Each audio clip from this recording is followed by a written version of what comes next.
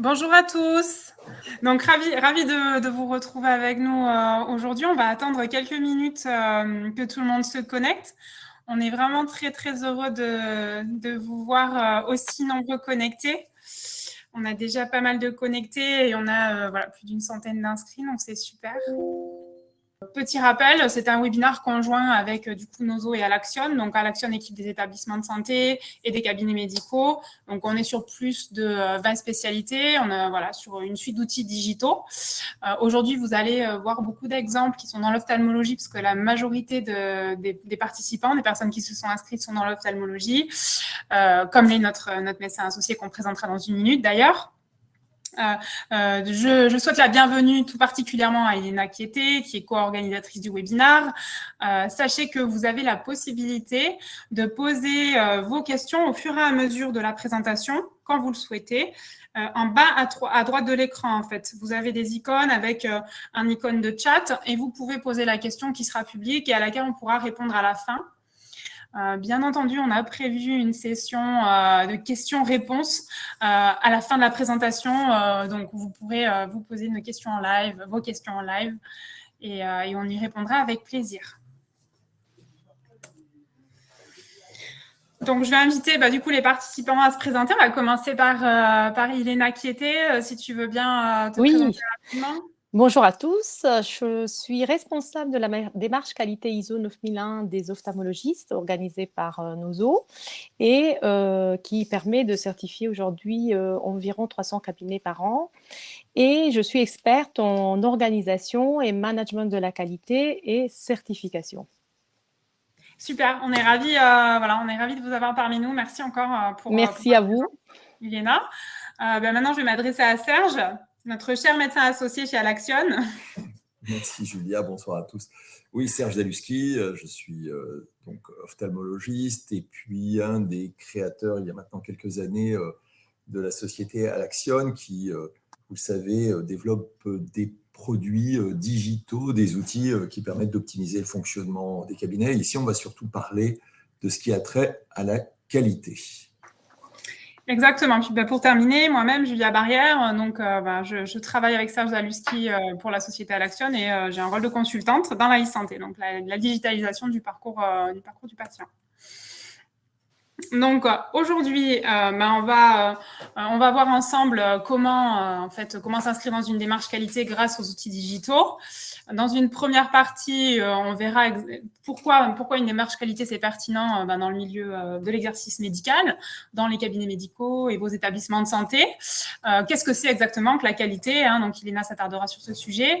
Ensuite, on verra une deuxième partie où on va plutôt faire le lien entre tous les outils digitaux qu'il peut y avoir, ou en tout cas les nôtres, et comment ils vont pouvoir vous aider à piloter votre démarche d'amélioration continue de la qualité. Donc, du coup, je vais laisser la parole à Elena qui va commencer. Alors, elle va nous parler effectivement de ce sujet un petit peu large qu'est la qualité au niveau des établissements de santé. On va notamment parler de la certification ISO. Alors, c'est vrai que moi, Elena, j'ai une vision de la certification ISO qui est plutôt liée au secteur d'activité plus industriel. J'ai l'impression que c'est des choses qui sont ultra processées. Et du coup, je me demande un petit peu le lien avec l'univers du médical. Donc, il me tarde d'avoir votre explication sur ce sujet-là.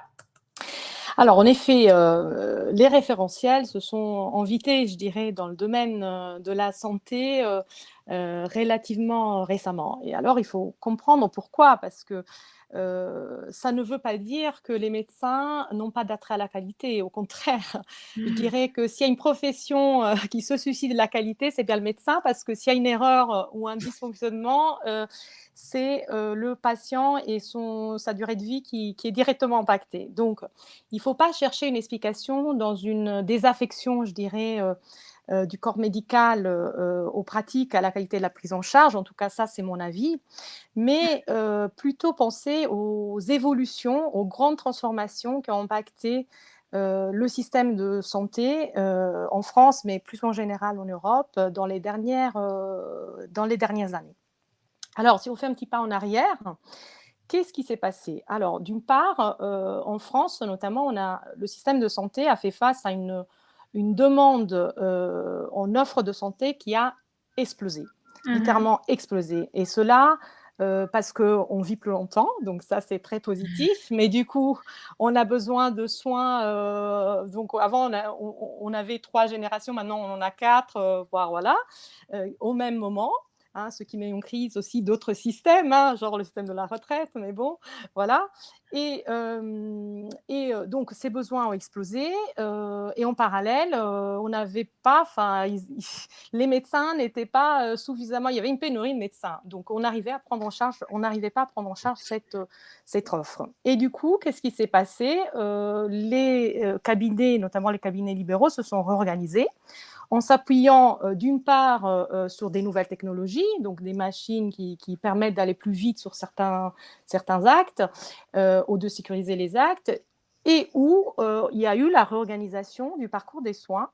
C'est-à-dire qu'on a essayé de délester le médecin de certaines missions et tâches. On a construit des parcours de soins où il y a des ensembles d'autres figures qui sont venues en appui du médecin, des infirmières, alors chez les ophtalmologistes, les orthoptistes par exemple, ce qui a fait que le cabinet qu'on connaissait avec un médecin et une secrétaire s'est transformé en une petite TPE avec 3, 4, 5, voire jusqu'à 15, 20 personnes à gérer, ou des systèmes organisationnels avec un système centralisé en appui et des centres délocalisés. Donc tout ça fait que la qualité finalement ne dépend plus exclusivement du médecin, mais des activités corrélées avec le cabinet. Et c'est pour ça qu'aujourd'hui, on parle de pilotage de la qualité et pas juste de la qualité de la prise en charge. Alors, il y a un autre volet qui est un volet plus sociétal que je veux juste rappeler rapidement, c'est que le patient aussi et ses attentes ont évolué. Ça veut dire quoi? Ça veut dire que le patient, maintenant, il veut, avant de venir dans le cabinet, il va regarder le site du cabinet, il va prendre des notes et va regarder Google, qu'est-ce qu'on dit sur lui, et si vous voulez, il va juger il va apprécier de la qualité de la prise en charge aussi au regard de l'accueil qu'il a eu, des explications qu'il a eu, du matériel, des locaux, etc. Et tout ça, c'est des éléments effectivement nouveaux et qui sont couverts par une norme qui est la norme ISO 9001. Alors, cette norme, effectivement, c'est un guide qui nous permet de savoir quels sont les éléments clés pour mettre en place le management de la qualité ou une démarche qualité, c'est synonyme. Alors, il faut 3 choses. Hein. Première chose, une vision et des engagements. Donc, une vision, ça veut dire quoi? Avoir compris que la qualité dépend aussi des autres domaines, hein, dépend aussi de la secrétaire, dépend aussi des voilà. Et vouloir s'engager. Donc, vouloir s'engager à améliorer les activités du cabinet. Deuxième chose, il faut une méthode, avancer méthodiquement. Et cette méthode, c'est le PDCA, c'est-à-dire que, comme dans un procédé presque scientifique, il faut identifier ce qui va bien et ce qui ne va pas bien, donc planifier des actions pour améliorer ce qui ne va pas, réaliser ces actions, vérifier, donc checker, hein, vérifier, check en anglais, ce qui a fonctionné, ce qui n'a pas fonctionné, et après recommencer, redécider, réaméliorer. Donc comme ça, on est dans une espèce de rue d'amélioration, et tout ça dans un contexte où on trace nos décisions et les décisions prises afin qu'on puisse vraiment pas changer, dire oui, mais on avait dit ça, on a fait ça. Non, c'est le procédé scientifique. Et in fine, il faut des contenus et des outils pour la mise en œuvre. Et c'est là où je dirais, c'est la plus grande difficulté rencontrée par les cabinets, parce que ISO 9001 va vous dire quoi faire, mais ne va pas vous dire comment faire. Alors, c'est aussi un avantage. C'est pour ça qu'on peut appliquer aujourd'hui cette norme et ce référentiel à des organisations qui sont extrêmement différentes et les dédiées, donc, qu'elles soient grandes ou qu'elles soient plus petites, le comment sera déterminé, co-construit, déterminé avec le cabinet. Mais effectivement, les médecins ne sont pas des managers, ne sont pas des gestionnaires de la qualité, et c'est là où peuvent trouver des difficultés dans la mise en œuvre. Bien sûr. Voilà, c'est pour ça que je voudrais vous présenter et parler de nos os. Nozo, c'est une association qui justement a beaucoup travaillé dans le cadre de son accompagnement sur ces contenus. C'est une organisation qui n'a pas de but lucratif, qui est indépendante et qui a co-construit les outils avec les adhérents. Et aujourd'hui, Nozo, dans le domaine de l'ophtalmologie, qui a été la première spécialité à voir un peu ces changements et à lancer, à conseiller, à insuffler cette démarche qualité, cette nouvelle vision du pilotage de la qualité des cabinets, a co-construit un référentiel qui dépend directement, qui a traduit le référentiel ISO 9001, et surtout, il donne accès à tout un tas d'outils, soit directement, soit par la mise en place de partenariats comme avec vous, que nous pensons pourront permettre au cabinet de mettre en place ce pilotage. Et je dirais qu'on réussit bien parce que, voilà, tous les ans, on arrive à relever le défi et on arrive à prouver que les engagements pris au démarrage de la démarche sont concrétisés. D'accord. Du coup, si je comprends bien, Iléna, la norme ISO 9001 définit un cadre et définit des règles sur la qualité. Et Nozo vient en support pour apporter en fait de l'aide aux cabinets médicaux, notamment dans la spécialité de l'ophtalmologie, pour le comment on le met en place, comment on gère tout ça, comment on peut mesurer toutes les normes un petit peu plus théoriques qui sont données par la norme ISO 9001. C'est bien ça ?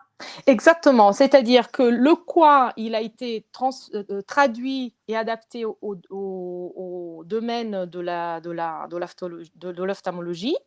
Et le comment, il y a un ensemble d'outils qui sont mis à disposition pour pouvoir améliorer les fonctions support. Donc, pour vous faire un exemple, alors attendez, parce que un petit souci informatique. Voilà. Alors, pour vous faire un exemple concret, je vous ai préparé dans la slide suivante. Alors, je ne sais pas si on l'a, Iléna. Ah oui, voilà. C'est là. Alors, moi, j'avais prévu un sondage entre les deux. Oui. Alors, je vous fais une petite surprise. Alors, je ne l'ai pas dit à l'audience au départ, mais on a prévu un petit sondage. On aimerait avoir votre avis, les participants qui sont avec nous sur le live. On voudrait savoir, du coup, si vous avez déjà mis en place des actions par rapport à l'amélioration de la démarche, l'amélioration de la qualité au sein de votre établissement de santé. Donc, on aimerait bien savoir si c'est quelque chose que vous avez déjà pu mettre en action d'une façon ou d'une autre aujourd'hui ou pas. Donc, on a Séverine qui va nous publier le sondage et vous allez pouvoir, en fait, en bas à droite, vous avez un petit logo sondage et vous allez pouvoir cliquer sur la question et y répondre. Donc, on attend quelques minutes que ça charge.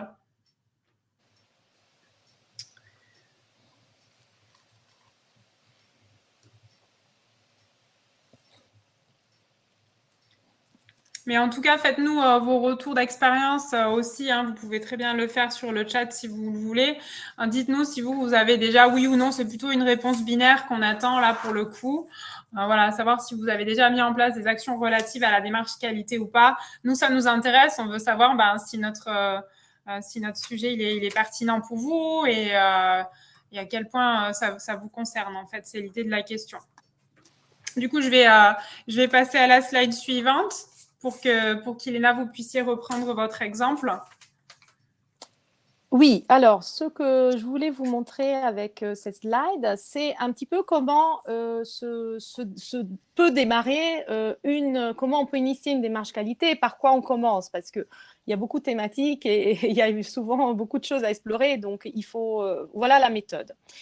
En gros, nous fournissons à nos adhérents, aux adhérents de Nozo, une fiche d'auto-évaluation qui est plus détaillée que celle que vous voyez à l'écran, mais qui reprend l'ensemble des activités. On passe au crible, si vous voulez, l'ensemble des activités d'un cabinet, que ce soit des activités plus liées, je dirais, au pilotage, à la gestion du cabinet, ou aux fonctions support, donc tout ce qui est ressources humaines, gestion des machines, la sécurité, les prestataires et fournisseurs, à la réalisation de la prestation, c'est-à-dire comment ça se passe le parcours du patient.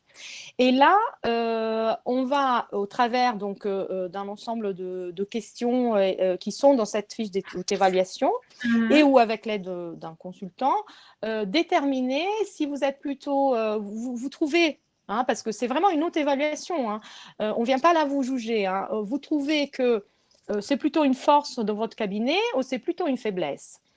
Et une fois que vous allez faire ce screening, on va dire, vous allez travailler vos faiblesses, donc passer dans la phase du doux, hein, travailler vos faiblesses en utilisant l'ensemble des outils que Nozo met à disposition. Alors, par exemple, côté ressources humaines, vous allez trouver un support pour faire vos entretiens annuels. Côté conformité réglementaire, vous allez avoir des affichages, des informations qui vont vous permettre en fait de rapidement traiter certains sujets. Et puis, il y aura la phase de l'évaluation, de la vérification, hein, qui, elle, consistera à collecter les informations clés qui vont vous permettre de vous améliorer encore. Alors, c'est quoi cette phase d'évaluation? Déjà, il y aura un audit bilan qui est fait avec un des auditeurs Nozo. Après, on aura identifié ensemble des indicateurs clés. Et après, il y a les fameuses enquêtes de satisfaction des patients dont Alaction va vous parler, et tout ce qui est autre type de remontée, de dysfonctionnement qu'il y a eu pendant une année. Hein. On va dire que c'est un cycle qui se gère sur un an. Et donc là, je vous ai un petit peu mis, alors c'est vraiment une grosse moyenne. Alors, si on peut revenir un instant en arrière, ceux qui, avant le démarrage, ceux qui s'inscrivent, je dirais, au démarrage, ce qu'on constate, c'est que bien sûr, ils ont la bonne vision de la qualité, c'est-à-dire, il va falloir qu'on mette en place le pilotage de la qualité, et aussi, ils ont envie de s'engager dans cette démarche d'amélioration qualité.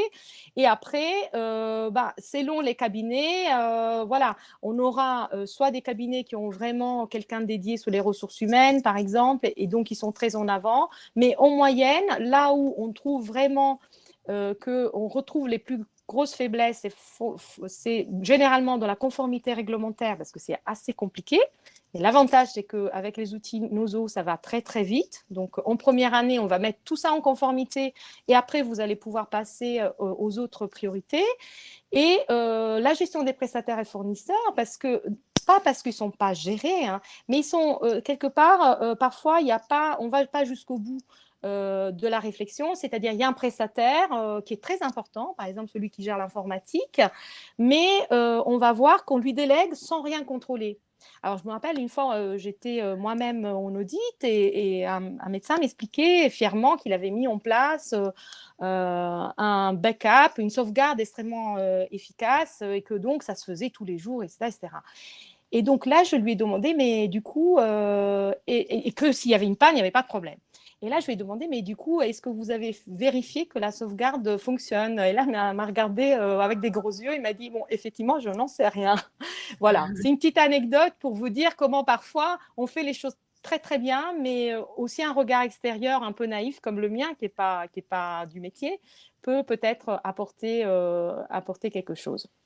Et donc là, dans la slide suivante, simplement, bien évidemment, avec la démarche, on va chercher à pousser tous les faiblesses dans les forces. Alors, pourquoi j'ai mis des jaunes et des verts? C'est un peu au hasard, mais là, je vous montre un petit peu le collectif des 300 cabinets, les axes collectifs de progrès que nous avons remarqués. Parce que, si vous voulez, une fois que c'est en place, et c'est ça le sens de la démarche, c'est plusieurs marches dans la durée. Une fois que ça s'est mis en place, il faut qu'on regarde comment il est entretenu et quelle était l'efficacité, l'efficience de ce qu'on a mis en place. Hein. Donc, il faut que ça soit fluide, il faut que ça soit là pour vous simplifier la vie, et pas que ça rende les choses trop complexes. Donc, globalement, je peux vous dire que dans le collectif cette année Nozo, on va collectivement essayer de travailler mieux sur tout ce qui est dysfonctionnement récurrent et communication externe, hein, de là aussi ce partenariat avec Alaction d'ailleurs, qui est un peu, quand on parle de dysfonctionnement, on peut peut penser, on peut culpabiliser, etc. Nous, on n'est pas là-dedans, on est dans les process, méthode scientifique, PDCA. Donc, vraiment, impliquer tout le monde à remonter les dysfonctionnements pour pouvoir réduire les récurrences. Et après, je vous disais, la gestion des prestataires et fournisseurs. Donc, ça, regardez un peu plus de près cet aspect-là. Mais tous les ans, en fait, sur la base du programme d'audit annuel que nous faisons, nous identifions des pistes collectives d'amélioration et nous partageons un petit peu, nous faisons des efforts dans la mise en œuvre, dans la proposition d'outils et partenariats à ce sujet. Alors, j'espère, du coup, avec ces illustrations concrètes, vous avoir convaincu de l'intérêt d'une démarche qualité en cabinet. Pour résumer, ça permet de prendre des engagements clairs vis-à-vis de toutes les parties prenantes, que ce soit vos salariés, vos patients, les institutions. Et c'est aussi une démarche, ces engagements sont affichés, ils sont contrôlés, donc c'est aussi une démarche qui peut vous protéger dans certains cas. Elle va vous mettre en amélioration continue, sans aucun jugement, c'est-à-dire avec une méthode qui est une méthode PDCA, qui est une méthode scientifique. Donc, on ne cherche pas les responsables, on ne cherche pas les bons et les mauvais élèves. On cherche vraiment à ce que vous disiez vous-même, voilà, ça, j'ai envie de l'améliorer et on va s'y atteler. Et, in fine, à prendre en compte, et ça c'est essentiel pour nous, à mettre une organisation en place qui mette le patient au cœur de son parcours, de l'organisation même. Donc, à prendre en compte les attentes nouvelles du patient et à prendre en compte le fait que chaque activité dans le cabinet a un impact direct sur la qualité. Du coup, avant de passer la parole à Julia, moi, je profite pour vous dire que le comité de pilotage de Nozo et moi-même sommes extrêmement contents de ce nouveau partenariat que nous avons avec Alaction Survey. D'une part, parce que Alaction Survey, donc, c'est quelque chose qui a été développé aussi avec la contribution d'un médecin. Donc ça s'inscrit parfaitement dans la logique de Nozo, qui est pilotée donc, par des médecins ophtalmologistes. Donc, moi, je suis l'experte, mais c'est eux qui prennent les décisions, qui nous permettent de remonter vraiment les problématiques métiers, de co-construire la démarche. Et je pense également que les applications de Alaction qui vont vous être présentées vont vraiment être un élément d'accélération pour rendre efficace le pilotage de la démarche qualité. Oui, merci. Merci Léna pour toutes ces précisions, c'était absolument édifiant. Donc du coup, au-delà de la certification ISO 9001, comme a expliqué Léna sur la fin de sa présentation, vous pouvez déjà commencer par vous doter en fait d'une suite digitale qui va vous aider à amorcer votre démarche d'amélioration continue de la qualité au sein de votre établissement de santé. Donc on va voir ensemble comment vous allez pouvoir vous appuyer sur des outils digitaux dans votre démarche. En sachant qu'on va parler de 2 outils en particulier et qui peuvent être utilisés indépendamment l'un de l'autre. Ils fonctionnent le mieux quand ils sont utilisés ensemble, mais les deux sont dissociables chez Alaction. Donc, la première partie va porter sur l'outil dont Elena a parlé, qui s'appelle Alaction Survey, qui est en fait un outil de questionnaire, un outil de sondage. L'idée de cet outil, ça a été de garder le lien avec les patients et recueillir leur expérience.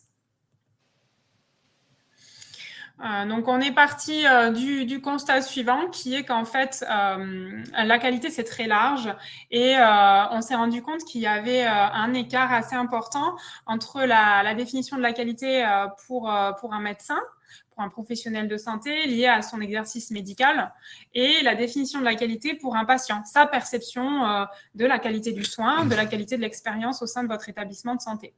En fait, pour un médecin, ça va être très scientifique, ça va porter beaucoup sur le diagnostic, faire le bon diagnostic, les bons soins au bon moment, ce genre de choses-là. Alors qu'un patient, il va y avoir le soin, le diagnostic qu'on lui a fait, mais il va y avoir tout un tas de choses en périphérie qui vont graviter et qui vont en fait, en s'assemblant, former l'expérience et la satisfaction de votre patient.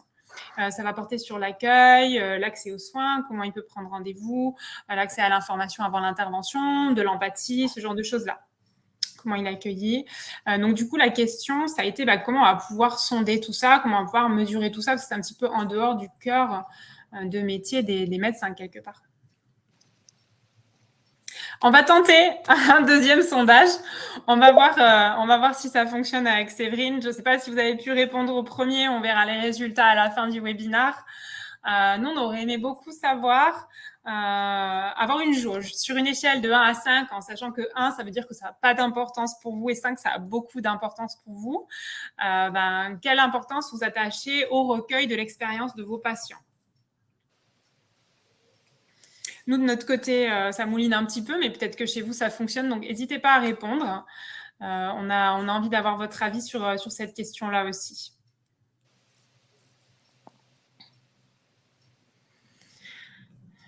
Du coup, dans cette démarche-là, la première question qu'on se pose, c'est comment on va pouvoir définir des indicateurs de qualité? Comment je peux définir, comment je mesure la qualité au sein de mon établissement de santé ou de mon cabinet? L'idée, ça va être de faire des sondages, d'envoyer des enquêtes de façon automatisée pour que ce soit rapide, simple et factuel et recueillir les avis de mes patients. De là, je vais pouvoir identifier les indicateurs qui sont pertinents, là où je me positionne bien au niveau de la qualité de mon cabinet, au niveau de la satisfaction de mes patients, et là où j'ai des choses peut-être à améliorer. L'idée, c'est vraiment que l'outil va vous permettre de créer vos propres questionnaires ou d'utiliser une bibliothèque qu'on a déjà conçue. Ça va vous permettre aussi d'adresser des typologies de patients particuliers ou une catégorie de patients ou tous vos patients. Donc, par exemple, vous pouvez très bien adresser des questionnaires particuliers post-chirurgie réfractive. C'est un exemple. Vous pouvez aussi adresser des questionnaires qui vont s'adresser à tous vos patients et qui vont être sur la satisfaction globale quand ils sont venus au cabinet. Et ça va vous permettre de vous inscrire dans la démarche qu'Ilena a expliquée de Plan, Do, Check, Act, en restant quand même concentré sur votre cœur de métier puisque l'outil est automatisé et donc ça simplifie le temps. C'est rapide, ça ne vous prend pas beaucoup de temps. Donc, en fait, pour pouvoir identifier les points bloquants justement dans les indicateurs et pour recueillir sur des indicateurs pertinents, nous, on vous suggère de vous intéresser à 2 typologies d'indicateurs. La première, et dont vous avez sûrement déjà entendu parler lors de notre précédent webinaire, on en parle beaucoup, c'est les PREMS. Alors, les PREMS, c'est quoi? C'est Patient Reported Experience Measures.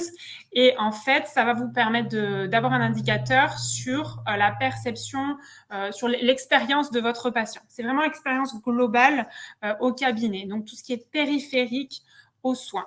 Ça va être l'accueil, ça va être j'ai attendu longtemps ou pas longtemps, j'ai pu facilement prendre rendez-vous. J'ai compris, on m'a bien expliqué comment l'intervention allait se passer, j'ai bien compris. On a pu faire preuve d'empathie aussi sur une interaction avec le médecin, par exemple. Ça va vous permettre d'identifier les points bloquants et mettre en place des actions dans le cadre de votre démarche qualité. Il faut aussi savoir que les questionnaires qui vont porter sur les PREMS, ça va vraiment offrir aux patients un outil un petit peu défouloir. Ils vont pouvoir aller s'exprimer dans cet outil, vont vous répondre et ça va vous revenir en interne et ça va leur éviter, quand ils ne sont pas contents, d'aller par exemple mettre un avis sur Internet ou des choses comme ça. Ils ont l'impression d'être, et ce n'est pas qu'une impression, d'être écoutés, on leur demande leur avis et ça leur donne un moyen de s'exprimer. Donc, des exemples d'indicateurs qui vont rester sur du PREMS. Donc, on est sur l'expérience globale au sein de mon établissement de santé. Ça va être, par exemple, quel a été le délai pour obtenir un rendez-vous, la qualité de prise en charge lorsque j'ai rencontré en fait l'ophtalmologiste ou le médecin, la qualité et la clarté des informations qui ont été données avant l'intervention. Voilà, des exemples qu'on vous montre là maintenant à l'écran. Pour vous permettre de vous projeter un petit peu aussi dans ce genre d'outil qui va vous permettre donc de sonder la satisfaction de vos patients, on vous a mis un imprimé écran de ce qu'un de vos patients pourrait recevoir. C'est sous cette forme-là qu'il reçoit le questionnaire, il va pouvoir cocher sur chaque sujet sa satisfaction. Donc, il peut recevoir le questionnaire par email ou par SMS d'ailleurs. Pour continuer donc dans la typologie d'indicateurs, nous on vous recommande, et ça c'est une méthodologie en fait qui est encouragée par la HAS, on vous demande aussi de mesurer la qualité avec les PROMS. Donc là c'est Patient Reported Outcome Measures et là on va plutôt être sur sonder la perception de l'état de santé du patient. Donc lui il va vous dire comment il se sent aujourd'hui par rapport à son état de santé et quel est l'impact soit du soin, soit de la maladie chronique qu'il a. Donc cet outil, pour le coup, là, il va aussi permettre de garder le lien avec le patient, avec un système d'alerting pour détecter s'il y a des besoins ponctuels ou si la maladie a évolué de façon rapide et négative. Encore une fois, vous allez pouvoir utiliser une bibliothèque de questionnaires qui sont des questionnaires qui ont été élaborés par des sociétés savantes et que nous, on a emmagasinés dans notre bibliothèque, mais vous allez aussi pouvoir faire vos propres questionnaires si bon vous semble. Du coup, je voudrais m'adresser à Serge et lui demander, dans son quotidien en tant qu'ophtalmo, est-ce que vous pouvez nous montrer quelques exemples concrets, Serge, de l'utilisation de l'outil par rapport à votre exercice médical ? Oui, et pas seulement le mien, puisque les proms sont devenus vraiment des éléments référentiels majeurs dans l'évaluation de la performance. On parle d'évaluation 2.0 de la performance quand on parle du couplage véritablement des éléments cliniques que nous, on a dans nos dossiers et du ressenti du patient. Aujourd'hui, ces proms sont véritablement poussés par les institutions. La HAS a fait, beaucoup d'entre vous ont dû recevoir un questionnaire en fin d'année 2021 quant à savoir si vous utilisiez ou pas les proms, si vous connaissiez le concept. Il y a des pays, notamment les pays anglo-saxons, où c'est très très répandu. Dans un pays, je ne voudrais pas dire des bêtises, mais de mémoire, c'est les Pays-Bas. Le taux d'infection post-opératoire, je parle de toute discipline confondue, a nettement diminué après la mise en place de proms de façon absolument généralisée. Il y a un autre élément qui n'est pas neutre du tout, c'est que les proms pourraient être, sont probablement dans certains pays, mais pourraient être, y compris en France, un élément qui a un impact financier. C'est-à-dire qu'on pourrait très bien concevoir, et c'est dans l'esprit de certains groupes hospitaliers privés ou publics, on pourrait très bien concevoir que selon la qualité ressentie des soins, eh bien, les honoraires perçus par un établissement pourraient être totalement différents de l'un à l'autre. C'est évidemment un outil qui a des applications immédiates en recherche clinique, parce que ça permet immédiatement d'envoyer des questionnaires et d'en recueillir les informations. C'est aussi un moyen sur certaines pathologies chroniques de garder un lien avec ses patients. Je donne un exemple pour les ophtalmologistes. Vous avez un patient qui souffre d'œil sec. Vous n'allez probablement pas lui dire de venir tous les mois en consultation. Lui est inquiet en permanence, vous allez lui donner un traitement au long cours, mais rien ne vous empêche tous les 2 mois d'envoyer des questionnaires d'évaluation. Et ces questionnaires, soit un SPID ou autre questionnaire, pourront être gradés et pourront entraîner une alerte si le score devient particulièrement défavorable. François Lignereux, un collègue de Nantes, a publié sur l'utilisation des proms dans la chirurgie de la cataracte. C'est la première, à ma connaissance, publication dans le domaine de l'ophtalmologie en France.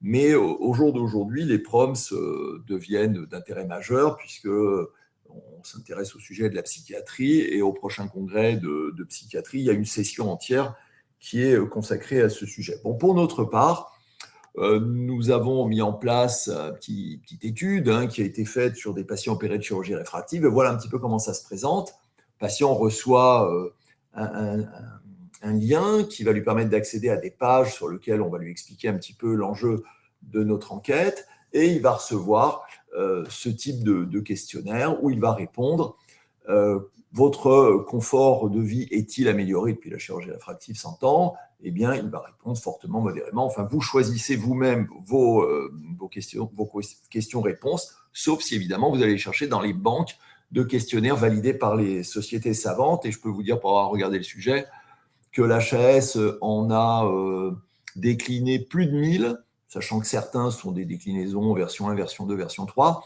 mais plus de 1000 dans tout un tas de spécialités, alors même que j'en ai trouvé très très peu dans l'ophtalmologie et qu'il en existe un certain nombre. Donc il doit exister des milliers de questionnaires PROMS validés par les sociétés savantes. Bon, le patient reçoit le questionnaire, on le remercie, ça fait partie des choses qu'on sait faire. Et puis, on va recevoir des résultats. Et les résultats, ils vont être, comme vous les voyez, comme vous avez du mal à les lire à l'écran, mais peu importe, vous avez des graphiques qui vous montrent immédiatement le taux de patients satisfaits, pas satisfaits, très satisfaits. Et comme je le dis, vous avez en l'espace d'un envoi automatisé de quoi publier lors de la prochaine réunion de votre société savante sans trop d'efforts. Vous avez déjà les statistiques qui s'affichent automatiquement. Alors, tout ça, c'est bien gentil, mais on reçoit des réponses, c'est bien, c'est intéressant. Entre les PREMS et les PROMS, il y a parfois, la frontière est parfois vague. Si on prend l'exemple de la chirurgie réfractive, la qualité de la prise en charge, la qualité de l'accueil, des explications notamment, sont des éléments fondamentaux, y compris dans la perception de la qualité du résultat, mais ils font partie à la fois des PROMS et des PREMS. Mais Julia va revenir vers vous pour vous expliquer un petit peu tout ce qu'on peut faire de ces données. Merci Serge pour votre intervention très édifiant aussi. Du coup, voilà, on a bien compris qu'on pouvait recueillir beaucoup de données avec cet outil-là. Après, l'idée, c'est comment est-ce que visuellement je peux voir les résultats et m'y intéresser pour prendre des décisions rapides, en fait. L'idée, c'est de gagner du temps. Donc, avec un outil, avec le digital, ce que vous allez pouvoir faire, et notamment avec Alaction Survey, en effet, c'est avoir une compilation sous forme de tableau de bord. Vous allez avoir tous vos résultats qui vont être consolidés, qui vont vous donner une vision globale, d'une part. Et d'autre part, vous allez pouvoir identifier les indicateurs à améliorer. Parce qu'en fait, l'outil, comme l'a montré Serge sur la slide d'avant, va vous permettre d'avoir des statistiques pour chaque question, en fait. C'est-à-dire que vous allez pouvoir descendre à un niveau de granularité dans les résultats, dans l'information, qui va aller jusqu'à une cohorte, un médecin, un lieu de consultation, ce genre de choses-là. Donc, vous allez pouvoir ensuite prendre vos décisions assez rapidement parce que vous allez pouvoir identifier la source ou la catégorie de patients où il y a, par exemple, plus quelque chose à améliorer sur la qualité. Du coup, ça va vous permettre de contrôler l'évolution des indicateurs aussi dans le temps, bien sûr, puisque vous allez avoir des graphiques au niveau temporel. Et le troisième axe sur comment vous allez pouvoir piloter la qualité grâce à ces indicateurs, ça va être quelque chose qui est de plus en plus pratiqué maintenant. Ça peut être aussi d'impliquer ses salariés dans la qualité au sein de votre établissement de santé. Par exemple, il y a certains cabinets médicaux qui annexent la prime d'intéressement des salariés sur les résultats des tableaux de bord liés à notre outil de sondage. Je rajouterais un élément, c'est que ce mécanisme de sondage peut être soit totalement automatisé, notamment pour les centres qui utilisent nos agendas. On peut très bien décider d'envoyer systématiquement des questionnaires aux patients qui sont venus en consultation pour la première fois ou pour une paire de lunettes ou c'est les enfants. On peut très bien décider d'envoyer des prompts à tous les patients qui ont bénéficié d'un acte particulier, une chirurgie de cataracte, une chirurgie de strabisme ou je ne sais quoi. Pour ceux qui n'utilisent pas l'agenda Alaction, Julia le disait tout à l'heure, l'outil est tout à fait utilisable, sauf que pour faire la même démarche, il faut extraire à partir de son logiciel métier les bases de données concernant les patients que vous voulez sélectionner, et ensuite, à partir d'un fichier Excel, on peut envoyer absolument à la cohorte l'ensemble du questionnaire de façon digitale. Ces questionnaires sont envoyés par des liens, par SMS ou par mail. Exactement. Merci Serge. Le dernier point par rapport à l'utilisation de cet outil et ce que vous allez pouvoir faire des résultats, c'est une autre utilisation qui va plus être en interne. Alors, c'est de plus en plus important aujourd'hui, c'est d'aller sonder en fait la perception de la qualité de vie de votre personnel en fait au sein de votre établissement de santé. L'idée derrière ça, c'est que l'ambiance qu'il va y avoir au sein de vos équipes et la perception de la qualité de vie au niveau de leur milieu professionnel, ça va en fait impacter l'accueil qui va être fait à vos patients et l'expérience, in fine, l'expérience du patient. Et donc là, on aborde la qualité, mais vraiment à un angle 360 et l'outil va vous permettre de faire tout ça. Donc maintenant qu'on arrive à la fin, je pense que vous avez vu dans la globalité et vous avez pu comprendre à quel point nos outils digitaux peuvent vous accompagner dans la mise en place d'une démarche d'amélioration continue de la qualité. Et du coup, pour terminer, Serge va nous montrer comment la gestion de la qualité par les outils digitaux peut s'inscrire aussi dans une problématique organisationnelle. Oui, la qualité, évidemment, c'est une démarche globale. L'évaluation en fait partie, mais pas seulement. Et je voulais juste vous montrer 2-3 éléments qui, à mon avis, sont importants dans la qualité, notamment dans la qualité du suivi des patients et de la compliance au traitement et de la limitation des perdus de vue, qui sont sur certaines pathologies quand même un véritable problème. Donc, nous avons mis au point un programme que nous appelons le plan de traitement, mais ce serait plutôt le plan de suivi de patient, qui vous permet de mettre en place une série de rendez-vous chaînés que je vois soit de façon transversale sur une demi-journée, une journée entière, ou dans votre établissement, un cabinet ou un établissement de santé traditionnel, vous allez décider que vous faites entrer ce patient pour un bilan, je vais dire du VIH par exemple, et vous allez dire que durant cette période, il faut qu'il voit l'infirmière qui va lui faire une prise de sang, le médecin interniste, l'ophtalmologiste, qu'il ait un champ visuel, qu'il ait une dilatation, qu'il ait après la dilatation une angiographie, un examen du fond d'œil. Et vous allez mettre tout ça en même temps en disant, bon, il y a des examens qui ont une véritable chronologie, je ne vais pas faire l'angiographie avant de dilater, je ne vais pas non plus faire le champ visuel après avoir dilaté. Donc, il y a des éléments qui sont importants, mais une fois que vous avez mis tout ça en place, eh bien, l'agenda va mouliner pour vous donner, dans l'espace-temps requis, l'ensemble de ces rendez-vous en les incluant dans les programmes de chaque intervenant. De façon verticale, on est plus sur du suivi de pathologie. Je prends l'exemple de la DMLA. Vous allez diagnostiquer une DMLA pour laquelle vous avez une indication d'injection. Eh bien, vous avez un programme qui vous permet d'emblée de donner, par exemple, les 4 premiers rendez-vous d'IVT, avec, par exemple, intercalé ou en même temps, même jour, un rendez-vous avec votre assistant pour une mesure d'acuité visuelle ou pour un OCT, etc. Donc, vous pouvez en un clic donner X rendez-vous à un patient et ainsi vous favorisez, je pense, à la fois vous facilitez le travail de vos secrétaires, quand même, avant tout l'enjeu des solutions digitales, mais vous favorisez la compliance au traitement. On va parler d'autres éléments qui sont les éléments liés à la limitation du nombre de perdus de vue. Et ça, c'est des éléments qui sont pour nous cruciaux parce qu'on travaille sur des parcours patients en psychiatrie. Et vous comprenez bien que dans cette discipline, eh bien, il y a une responsabilité médico-administrative ou médico-légale majeure et que vous connaissez tous, vous avez en tête de particulièrement douloureuses affaires de patients qui, en général, avaient échappé à leur traitement ou à leur parcours de soins et qui se sont retrouvés à commettre des meurtres, des choses comme ça, et où la responsabilité des établissements ou des médecins psychiatres a pu être mise en cause. Donc, évidemment, on rappelle les rendez-vous, ça tout le monde sait faire, mais on a des systèmes d'alerting en cas d'absence d'un patient. Si un patient ne vient pas à un rendez-vous, la psychiatrie est un exemple, mais vous pouvez aussi concevoir qu'un patient qui ne vient pas à son rendez-vous de consultation pré-anesthésique alors qu'il doit être opéré, eh bien, il faut prévenir tout le monde. Il faut prévenir d'abord le patient, parce que peut-être il a tout bêtement oublié, mais il faut aussi prévenir le chirurgien, il faut prévenir la surveillante du bloc opératoire, il faut prévenir éventuellement l'hospitalisation si un patient qui doit être hospitalisé, parce qu'on me dit, qu'est-ce qu'on fait? Est-ce qu'on garde la plage opératoire? Est-ce qu'on garde la chambre? Qu'est-ce qu'on fait? Ce sont des systèmes qui sont donc très importants. Et on a tout un tas d'éléments qui permettent, on ne va pas vous les montrer en détail, mais qui permettent de communiquer avec les patients, soit une cohorte de patients identifiés par le motif de la consultation, par exemple, ou les tranches horaires, ou des patients en particulier qui vous pouvez envoyer SMS ou message. On n'est plus dans le rappel automatique du rendez-vous, on est dans une communication personnalisée.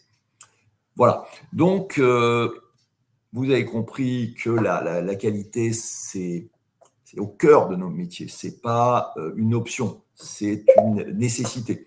Et que, à la fois, l'organisation structurelle aidée par une association comme Nozo, dont certains d'entre vous qui assistent à ce webinaire ont connu le démarrage avec des gens comme Jean-Bernard Rottier, comme Richard Gold, comme Gérard et Dominique Carcenti, Gabriel Quintel, et j'en oublie beaucoup qui ont passé énormément de temps. Maintenant, on a la chance d'avoir la pérennité de cette association, et Iléna Quété, qui gère ça. Mais le digital est là aussi, comme dans beaucoup d'autres domaines, pour faciliter les tâches et donner une rigueur supplémentaire à la démarche.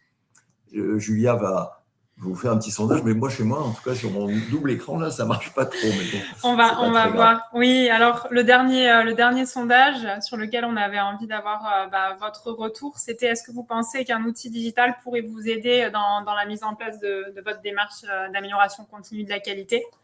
On aimerait savoir si vous pensez que c'est quelque chose qui peut vraiment contribuer, vous aider à gagner en efficacité et en rapidité aussi sur ces points-là. On aimerait avoir votre retour, donc on vous laisse nous donner votre avis.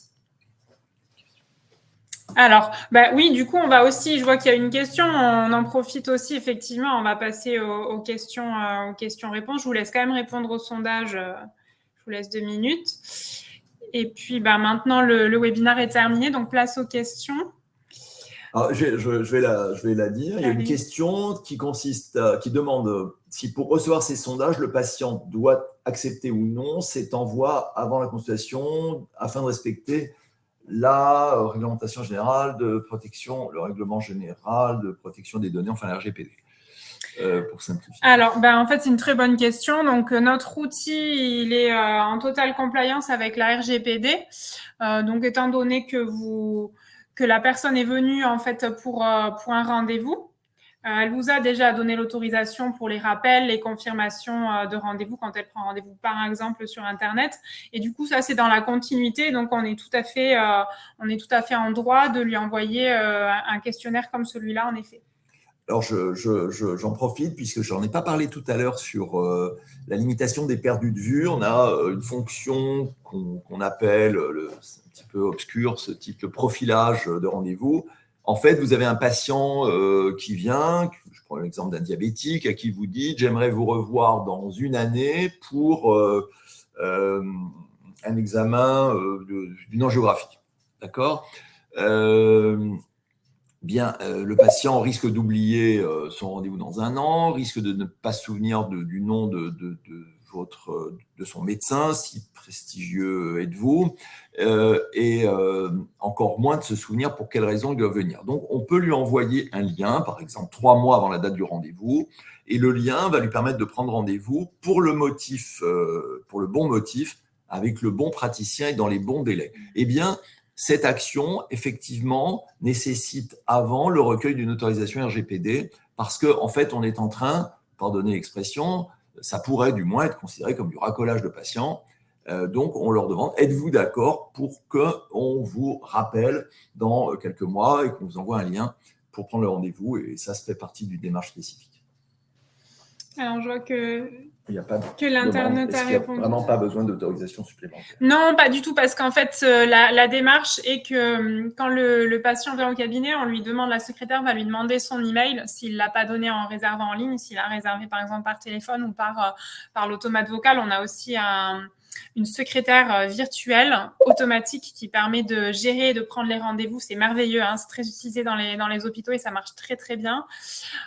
Et du coup, en fait, à partir du moment où la secrétaire, quand elle a le patient en face, elle lui demande est-ce qu'il veut bien lui donner son email, c'est bon, on est en accord, c'est lui qui a accepté de donner son mail. Et sinon, à défaut, il l'a fait en prenant rendez-vous sur Internet et il a validé les conditions générales d'utilisation du site. Mais c'est vrai que c'est aujourd'hui avec plaisir. Très, très, très oui, important, touchy. Mais bon, voilà, c'est évidemment au cœur de nos préoccupations. Effectivement, oui. On vous remercie, Julie, pour vos questions. S'il y a d'autres questions, n'hésitez pas, on est là. Vous voyez, il y a les coordonnées aussi, que ce soit de Ilena Quieté ou de moi-même du côté d'Alaction. Nous, on sera ravis de vous faire une démonstration plus en détail de l'outil. On est à votre disposition. Moi, je suis assez disponible, que ce soit entre midi et 2 ou en fin de journée pour les médecins qui préfèrent à dégager du temps sur des horaires comme ça. On peut aussi faire une démonstration. On peut vous montrer l'outil en détail. Si vous avez des questions, n'hésitez pas à nous contacter. Je vois qu'il n'y a pas plus de questions là aujourd'hui. Donc, de toute façon, nous, on va vous remercier pour votre temps aujourd'hui et on est ravis d'avoir pu discuter d'avoir pu échanger tous les 3 avec vous en participant. On va vous envoyer les replays et la présentation. Comme ça, vous aurez toutes les informations si vous avez besoin de revoir certaines choses. Et on reste à votre disposition. Vous pouvez me contacter par téléphone ou par mail. Et Iléna est aussi joignable par mail si vous souhaitez avoir un audit dans votre cabinet concernant la démarche qualité. Alors, on va ouvrir bientôt le cycle 2022-2023, donc pour les nouveaux inscrits. Donc, surveillez si Nozo et la démarche vous intéressent, vous pouvez surveiller donc l'ouverture des inscriptions pour participer à la mise en place donc cette démarche qui aboutit à l'obtention de ce fameux certificat ISO 9001 qui prouve vos engagements et qui les traduit concrètement. Et votre volonté, je dirais, votre motivation. Parfait. Eh bien, nous vous remercions tous pour votre temps. Et puis, on vous dit à très bientôt, on l'espère. Et bonne soirée à vous. Bonsoir. Merci beaucoup. Merci à tous. Bonne soirée. Au revoir.